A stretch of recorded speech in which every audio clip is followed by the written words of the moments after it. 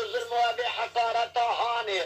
اسمت کر به تره مصر کمال امرکی شامل المملکت دوغوه شرقه و سرحده گفتن یعنی جو چه خراموشی حتانی قول دوغو بازی دیمیجه کسری کرانه خوابات کن کلیتا لیخندر جامیان مزگرتا لولا یعنی برسن براس دنیا یا صاف و صوتا خود ما قرآن فرصد باري الفتية قوتكم حسن اللغي من رابشي كسر قائم قائم كلا كوبي بكوش الله مدري لي زي مبحرا سوريا هذا الجواز قتل بكم خذيك الله بقليل كوكا جندر من خلاتي إذا خذيك من حمراء حمشة ما شرف فرصد باري الفتية دولتان مستوكما خبر دابو البحرات مستوى شهري كراكوسي لإيشاوي قسماني فرصد قوتكم حسن الله وقال مرمية ما بقدن إدارة مشينا بدست دولة توب الروكتا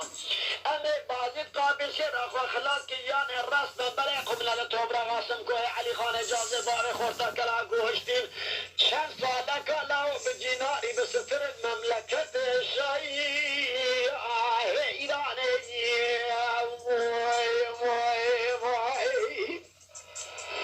أما كل ملان مرة شرهوي شرقرانه خداني خيرا كسنا وحنا جوابك بريانه بابا البالكوم كواوي ميرافز مامانه ميلو يا بولجاي لا البحران شود خوباني قولا قرد الشر وين هالهوار قاد يا ما ولا كوبي خيراتي هاد خوازي ولا لي يا بول بخويا من الشيب وعبد الباقي من الشفيق بجويو وآتي برانه الربيع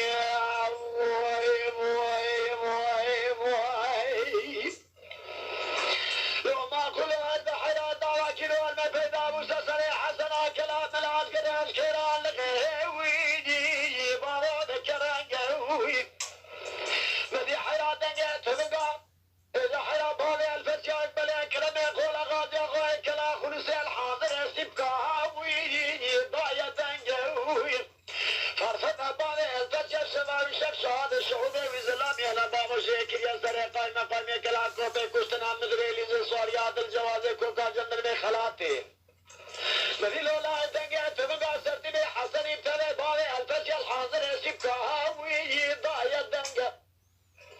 كرمي قول غازي قول الله خدك ونرابك سترى مكشنا بجزي دولة مثل كمال أمي بازي قابي سير أخوة خلاص كبري خبنا يعني بابا توبرا غاسم كوه علي خاني جازي باري خورتان كلا قوشتين شان سالة قبرا بو إشرافات دينه نبي محمد لا بدنقى تورنا حسنا لهيدا